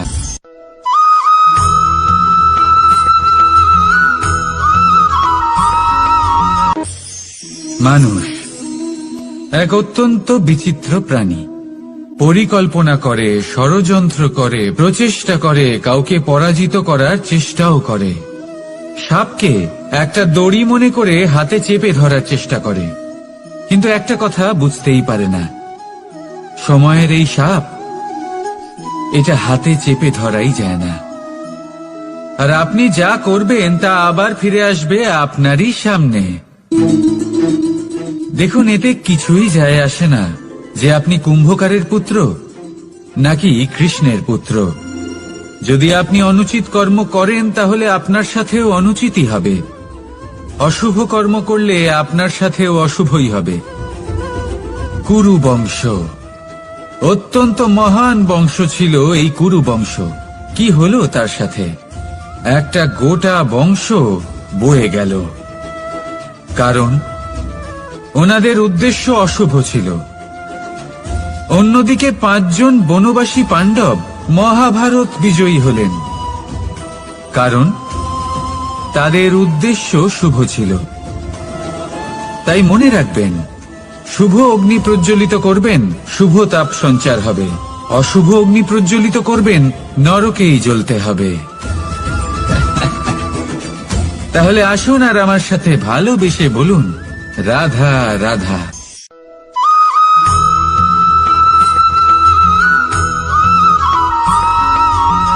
প্রেম এই সংসারে এসেছিল এই সংসারকে প্রেমের শিক্ষা দেওয়ার জন্য, এই জীবনের সুখের অনুভূতি আসলে কি তা শেখানোর জন্য। কিন্তু যদি সত্যি কথা বলি তো আমি নিজেই প্রতিদিন প্রেমের নতুন নতুন স্বরূপ দেখতে পাই, প্রেমের একটা নতুন অনুভূতি প্রত্যেক নতুন দিনে। আর তার কারণ হলো এই প্রেম অনন্ত, এ হলো দৈব। প্রেম হলো এই সংসারের সবথেকে বড় ঢাল এবং সবথেকে বড় অস্ত্র। এই প্রেম ছাড়া না কোনো ন্যায় হয় আর না কোনো শাস্ত্র, না জীবন আছে আর না অন্ত। এবার যদি এই প্রেম মনের মধ্যে বাস করতে শুরু করে তাহলে কখনো কোনো সমস্যাই হবে না, আর যদি হয়েও থাকে তাহলে তা স্থায়ী হবে না। এই প্রেম কি না করতে পারে? এই প্রেম সমস্ত সমস্যা মিটিয়ে ফেলতে পারে, আপনার মনের মধ্যে অহংকারকেও বিনাশ করে দিতে পারে, আপনাকে সাক্ষাৎ ঈশ্বরের সাথে দেখা করাতে পারে। তাই প্রেমের দ্বারা প্রয়াস করতে থাকুন। এই সংসারের প্রত্যেক মানুষকে, প্রত্যেক বস্তুকে, প্রত্যেক জীব জন্তুকে ভালোবাসবেন। আর এই প্রেমের দ্বারাই বলুন রাধা রাধা।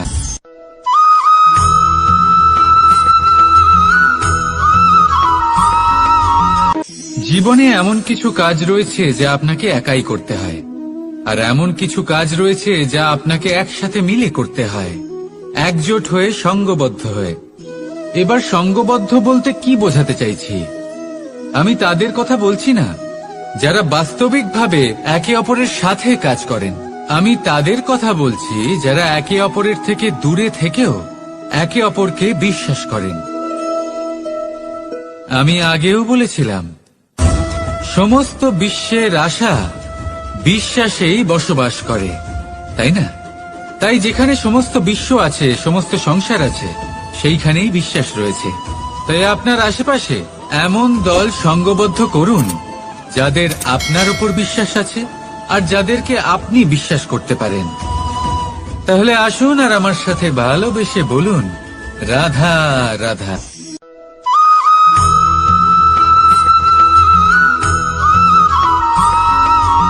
আমরা যে মানুষকে চাই, যাকে আমরা ভালোবাসি, তাকে একটা উপহার অবশ্যই দিতে চাই। এমন এক উপহার যা ওনার ভালো লাগবে, যা শ্রেষ্ঠ হবে, অতি প্রিয় হবে, বহুমূল্য হবে, বা বলতে পারেন মূল্যবান হবে। তাই আমরা কি করি? আমরা বাজারে যাই, তার জন্য স্বর্ণ, আভূষণ, হিরে, মুক্তো এইসব নিয়ে আসি। কিন্তু এটাই কি সর্বশ্রেষ্ঠ উপহার? কখনোই না। সর্বশ্রেষ্ঠ উপহার হল স্বাধীনতা, তাকে নিজের মনের মতো বাঁচার স্বাধীনতা। যদি আপনি কাউকে স্বাধীনতা না দিতে পারেন, তাহলে সে কোথাও না কোথাও বন্দী হয়ে যায়, তার বিকাশ কোথাও না কোথাও আটকে যায়। কিন্তু যদি আপনি কাউকে স্বাধীনতা দিতে পারেন, তাহলে আপনি দেখবেন ও সমস্ত সংসারকে, এই জীবনকে নিজের দৃষ্টিভঙ্গি দিয়ে দেখবে, বুঝবে যে কোনটা হলো উচিত আর কোনটা হলো অনুচিত। আর এটাই হলো সর্বশ্রেষ্ঠ। আর এবার যদি কাউকে স্বাধীনতার মাধ্যমে এত বড় একটা শক্তি দিতে পারেন, তাহলে আপনি আমাকে বলুন, এর থেকে বড় উপহার আর কি হতে পারে? আসুন আর আমার সাথে ভালোবেসে বলুন রাধা রাধা।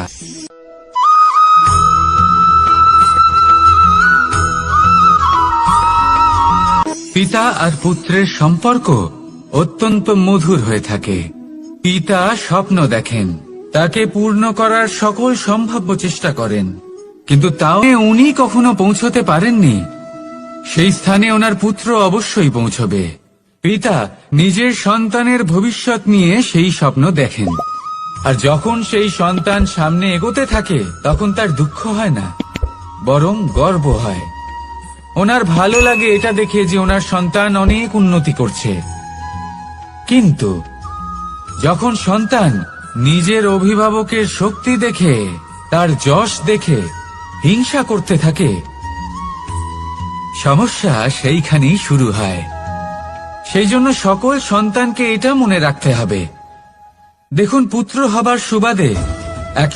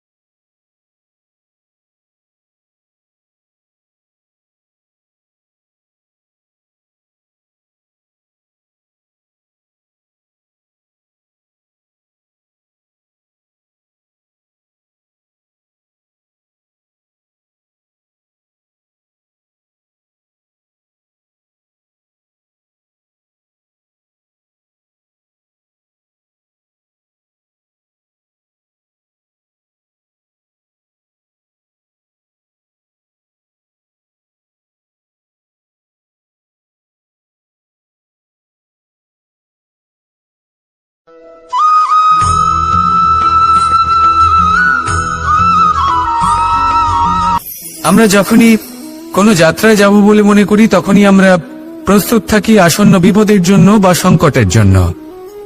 যেমন যদি আমাদের মনে হয় যে আজকের পরিবেশ খুব ঠান্ডা হবে, তাহলে আমরা গরম বস্ত্র ধারণ করি বা সেটাকে সাথে নিয়ে যাই। যদি মনে হয় যে বৃষ্টি হতে পারে বা বৃষ্টি হয়ে চলেছে আমরা দেখছি, তাহলে আমরা একটা ছাতা সাথে নিয়ে নিই। আমরা প্রস্তুত থাকতে চাই এবং এটাই উচিত, এবং সেই কারণেই আমরা যাত্রায় সাফল্য লাভ করি। কিন্তু যদি আমরা কথা বলি জীবনযাত্রা নিয়ে, যা কিনা সব থেকে বেশি গুরুত্বপূর্ণ, তাহলে তার জন্য আমরা পূর্ণরূপে প্রস্তুত থাকি না। আশেপাশের মানুষ, এই সমাজ, আমাদের সাথী, আমাদের মিত্ররা যে কোনো মুহূর্তে বদলে যেতে পারেন। সেই জন্য আমরা নিজেদেরকে কখনো সাবধান করি না, কখনোই নিজেদের প্রস্তুত করি না। আমাদের এটা কখনোই মনে হয় না যে এরকম হতে পারে, আর সেই কারণেই শেষে গিয়ে আমরা অত্যন্ত দুঃখ পাই। একটা অমূল্য শিক্ষা আছে যেটা আমাদের লাভ করা উচিত। সতর্ক থাকা উচিত। এই জীবনযাত্রার জন্য শুধুমাত্র এই পরিবেশের বিষয়ে তথ্য সংগ্রহ করা বা তাকে অনুমান করা এটুকু হলেই চলবে না। আমাদের আশেপাশের মানুষজনকে দেখতে হবে, তাদের স্বভাব পরিস্থিতির ওপর নজর রাখতে হবে। যখন তারা রং পাল্টাচ্ছেন নজর রাখতে হবে, তা অত্যন্ত আবশ্যক। পরিবর্তন আপনার জীবনে অবশ্যম্ভাবী। সঠিকভাবে তার সম্মুখীন হন। আসুন আমার সাথে ভালোবেসে বলুন, রাধা রাধা।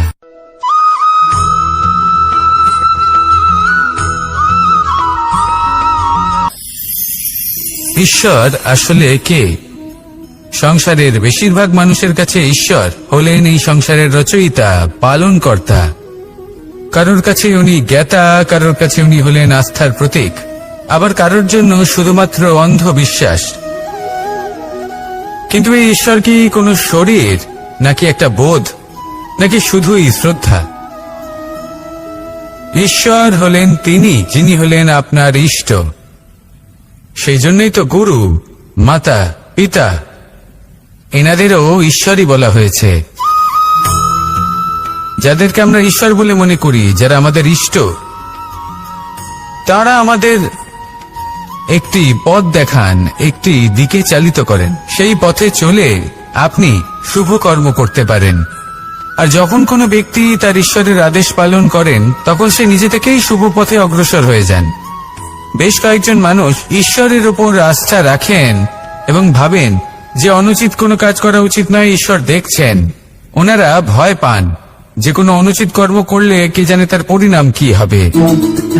এমন অনেক ব্যক্তি রয়েছেন যারা ঈশ্বরকে বিশ্বাস করেন এবং জানেন যে ঈশ্বর তাদেরকে দেখছেন, তাই যে যে শুভকর্ম ওনারা করেছেন তার ফল তারা অবশ্যই পাবেন।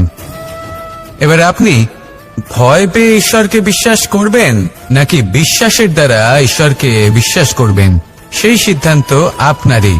কিন্তু হ্যাঁ, যদি আপনার মনে ঈশ্বরের জন্য কোনো স্থান থাকে, যদি আপনার কোনো ইষ্ট থাকেন, যদি আপনি কাউকে ঈশ্বর মনে করেন, যার প্রত্যেক আদেশ আপনি পালন করে থাকেন, তাহলে বলি ঈশ্বর কখনো আপনাকে অনুচিত পথে চালিত করবেন না।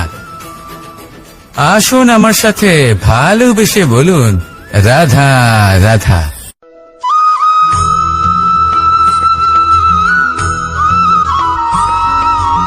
আমি রথে যাত্রা করি।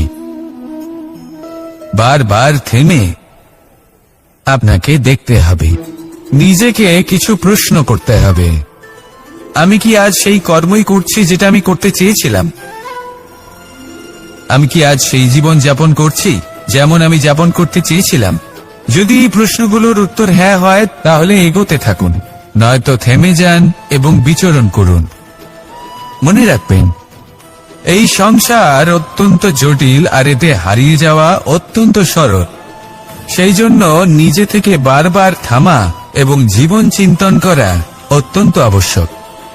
তাহলে সেটাই করুন, আর আমার সাথে ভালোবেসে বলুন, রাধা রাধা।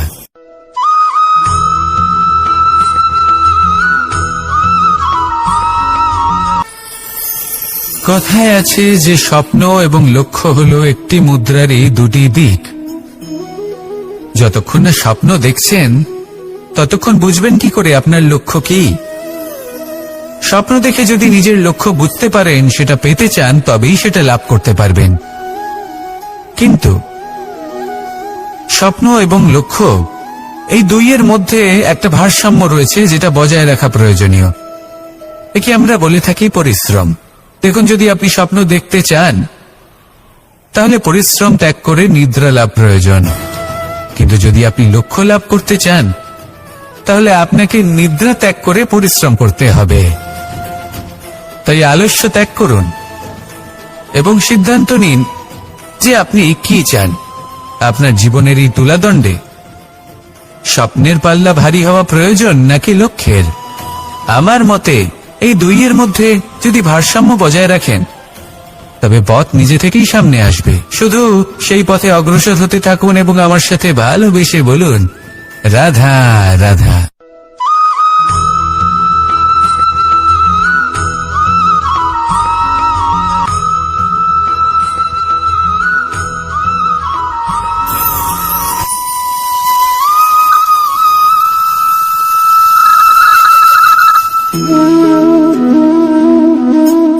এটাকে দেখুন, এই ছিদ্রগুলি দেখুন, প্রত্যেকটা সুর থেকে নিজস্ব একটা স্বর নির্গত হয়।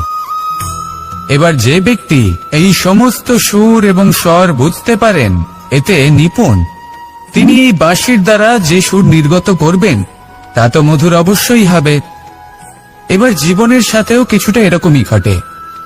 জীবনের কিছু নীতি থাকে, অর্থ, কুটুম্ব এবং আধ্যাত্মিক।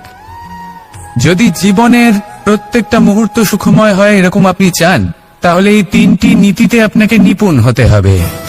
কোনো একটি বিশেষ নীতির প্রতি যদি আপনি বেশি ঝুঁকে পড়েন, তাহলে বাকি দুই নীতি থেকে যা সুখ লাভ করা সম্ভব তা পারবেন না। ধন অর্জন করতে হবে পরিবারের জন্য, পরিবারের সুখ মনের শান্তির জন্য, মনে শান্তির প্রয়োজন মনের শুদ্ধতার জন্য। যখন এই মন শুদ্ধ হবে, জীবন শুদ্ধ হবে, পবিত্র হবে, সুন্দর হবে এবং ভালোবেসে বলবে, রাধা রাধা।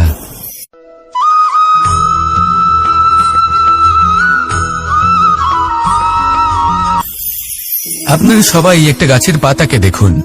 যতক্ষণ পর্যন্ত ও গাছের সাথে, মানে গাছের ডালের সাথে জুড়ে থাকে, সে সবুজ থাকে, বাতাসের সাথে সে নড়তে থাকে। যতক্ষণ পর্যন্ত ও সূর্য থেকে পাওয়া রশ্মির শক্তি গাছে পৌঁছে দেয়, ততক্ষণ ও ডালের সাথে যুক্ত থাকে। কিন্তু যখন সেই পাতা শুকিয়ে যায়, তখন তার কোনো গুরুত্ব থাকে না। সেই পাতা গাছের ডালে এবং বৃক্ষের কাছে বোঝা হয়ে থেকে যায়। এবং এমন এক সময় আসে যখন সেই ডালটি শুকনো সেই পাতাকে পরিত্যাগ করে। এটাই আমরা এই প্রকৃতিতে দেখি এবং এটাই হলো সত্য। আর এটাই আমাদের জীবনে খুব বড় একটা শিক্ষা। যদি আপনিও নিজের জীবনে নিজের আপনজনদের কাছে বোঝা স্বরূপ হয়ে দাঁড়ান, তাহলে তারা আপনাকে যতই ভালোবাসুক না কেন, ওনারা যদি নাও চান, তাহলেও এমন এক দিন আসবে যখন আপনার আপনজন আপনাকে পরিত্যাগ করবে। সেই জন্য সবসময় আত্মনির্ভর হয়ে ওঠার চেষ্টা করুন। নিরন্তর পরিশ্রম করতে থাকুন, কারোর উপর বোঝা হয়ে থাকবেন না, বরং তার সাথে মিলে দায়িত্ব পালন করুন। এমনটা করবেন, তাহলে আপনার সম্মানও বজায় থাকবে এবং সম্পর্কের মধ্যে আপনার মূল্যও বজায় থাকবে। আসুন আর আমার সাথে ভালোবেসে বলুন, রাধা রাধা।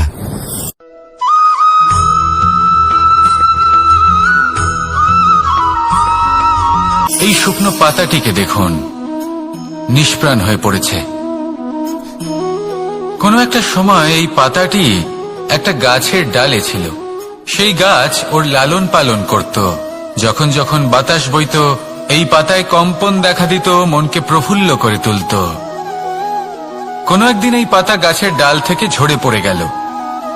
নিঃসন্দেহে ও নিজের স্বাধীনতা পেল, কিন্তু আস্তে আস্তে শুকিয়ে গেল, নিষ্প্রাণ হয়ে গেল। দেখুন, আমি এই কথা বলছি না যে স্বাধীনতা অনুচিত, কখনোই না।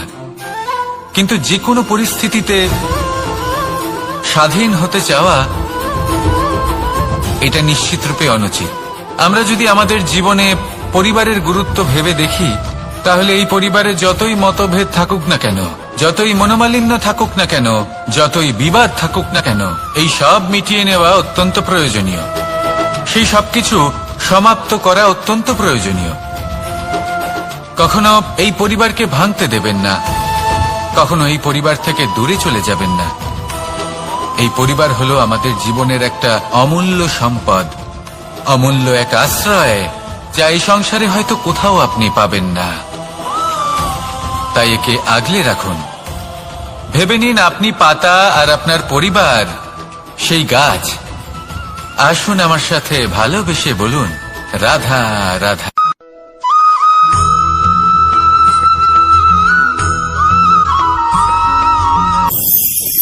প্রেম 2.5 অক্ষর, মাত্র 2.5 অক্ষরের এই শব্দ প্রেম, এর মধ্যে ত্রিলোকের এবং সমগ্র ব্রহ্মাণ্ডের বীজ নিহিত আছে। এমন কি আছে যা এই প্রেম করতে পারে না? যেখানে শক্তি এবং বিদ্যা প্রয়োগ করে আপনি কিছুই করতে পারবেন না, সেটাও প্রেম দ্বারা অর্জন করা সম্ভব। প্রেম চাইলে পাথরেও ফুল ফোটাতে পারে। প্রেম চাইলে ন্যাড়া পাহাড়ের বুক চিরে নদীপথ তৈরি করতে পারে। চাইলে নিরক্ষর ব্যক্তিকে সংসারের শ্রেষ্ঠ জ্ঞানী করে তুলতে পারে। শুধুমাত্র এই প্রেমের জন্য সবার দুষ্ট কানাই ঘনশ্যাম হয়ে উঠেছিল। শুধুমাত্র এই প্রেমের টানেই ত্রিলোকের স্বামী দ্বারকাধীশ নির্ধন সুদামার পদসেবাও করেছিলেন। এই প্রেম হলো সংসারের সবথেকে বড় শক্তি। এই সংসারের আধার হলো প্রেম। এমন কিচ্ছু নেই যা এই প্রেমের পক্ষে সম্ভব নয়। যেখানে বিদ্যা এবং শক্তি সাহায্য করতে পারে না, সেখানে এই প্রেম আপনাকে জয়ী করে দিতে পারে। তাহলে আসুন আর আমার সাথে ভালোবেসে বলুন, রাধা রাধা।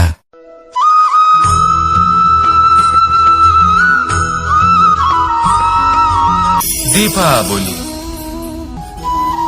অযোধ্যায় সহস্র প্রদীপ প্রজ্বলিত করা হয়েছিল এই উৎসবে। একে আমরা দীপাবলি বলে থাকি। এবার এই বিষয়ে আমরা সকলে জানি। আপনি কি এটা জানেন যে শ্রীরাম বাস্তবে অমাবস্যার এক রাত আগেই অযোধ্যায় পৌঁছে গেছিলেন? সবার সামনে অমাবস্যার রাতে এসেছিলেন। এর কারণ কি? শ্রীরাম প্রমাণ করতে চেয়েছিলেন যে যে কোনো সময়, দিন হোক বা রাত, শুভ বা অশুভ হয় না। শুভ অশুভ কিছু থাকলে তা হলো মানুষের চিন্তা, তার ভাবনা, তার নির্বাচন আর তার কর্ম। নিজেই দেখে নিন। শ্রীরাম শুভ কাজ। তাহলে নিজের পরিবারের সাথে দীপাবলি পালন করুন। আপনাদের শুভেচ্ছা জানাই। আসুন আর আমার সাথে ভালোবেসে বলুন, রাধা রাধা।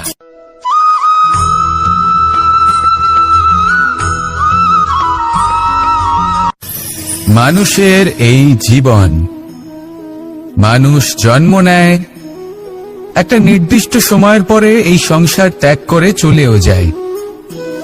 এবার শুধু এটাই আবশ্যক নয় যে এই জীবনকালকে আপনি যাপন করবেন, শুধু এটাই গুরুত্বপূর্ণ নয়। আবশ্যক এবং গুরুত্বপূর্ণ হলো এটা যে এই জীবনকালে আপনি এমন কিছু করেন যাতে এই সংসারের মঙ্গল হয়, যাতে এই সংসার আপনাকে মনে রাখে, আপনার থেকে প্রেরিত হয়, আপনার মতো হতে চায়।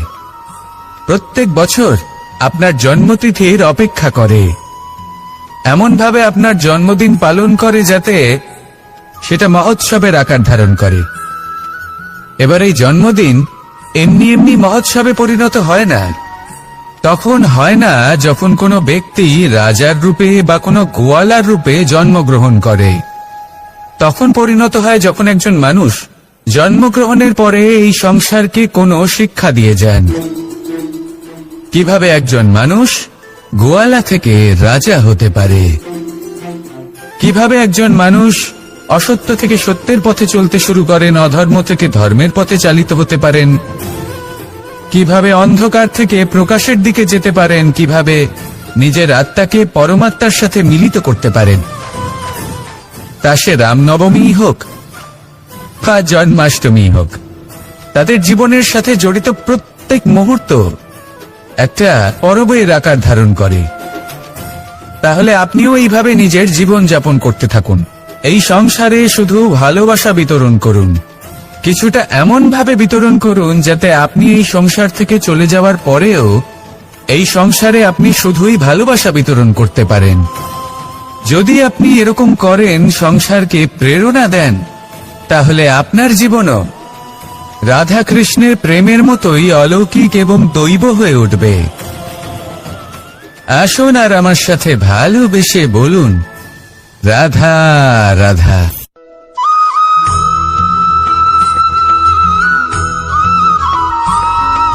ভোজন। এই সংসারে যেই হোক না কেন, কোনো মানুষ হোক, কোনো প্রাণী হোক, কোনো কীট হোক বা কোনো বনস্পতি হোক, প্রত্যেকের জন্য ভোজন অতি আবশ্যক। কারণ ভোজন থেকেই শক্তি পাওয়া যায়, আর সেই শক্তি দিয়েই সংসারের, আমাদের জীবনের সমস্ত কার্য করা যায়। এবার এমন এক ধরনের শক্তি হয় যা শীতের ঋতুতে সূর্য থেকে আমরা পেয়ে থাকি, আর আরেক ধরনের উত্তাপ হয় যা দিয়ে ভোজন রান্না করা হয়, সুস্বাদু নানান ধরনের ভোজন। এবার অত্যন্ত গুরুত্বপূর্ণ হলো যে ব্যক্তি সেই ভোজন বানাচ্ছেন তার মানসিক পরিস্থিতি এবং সেই ব্যক্তি যিনি ভোজন গ্রহণ করছেন তার মানসিক অবস্থা। যখনই আপনি ভোজন বানাচ্ছেন তখন ভালোবাসার সাথে কাজটা করুন, ধন্যাত্মক ভাব নিয়ে, সৎ ভাবনার সাথে। কারণ আপনার এই মানসিক স্থিতি শক্তির আকারে সেই খাদ্যের সাথে মিলে মিশে যায়। আর যখনই আপনি ভোজন গ্রহণ করছেন তখন সদ্ভাবনার সাথে, প্রসন্নতার সাথে গ্রহণ করুন, ধন্যাত্মক ভাব নিয়ে। যদি আপনি প্রসন্নতার সাথে রান্না করেন